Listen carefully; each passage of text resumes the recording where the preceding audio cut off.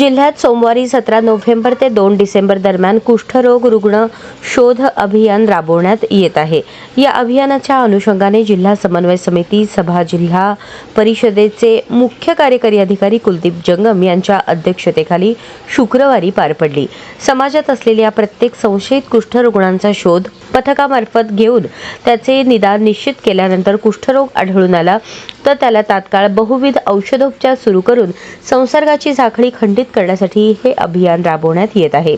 मार्गदर्शक सूचनांनुसार सोलापूर जिल्ह्यातील 36,57,590 लोकसंख्या प्रत्यक्ष तपासणीसाठी निवडली आहे। तपासणी करण्यासाठी 2,768 स्त्री व पुरुष असलेली पथके निर्माण केली आहेत।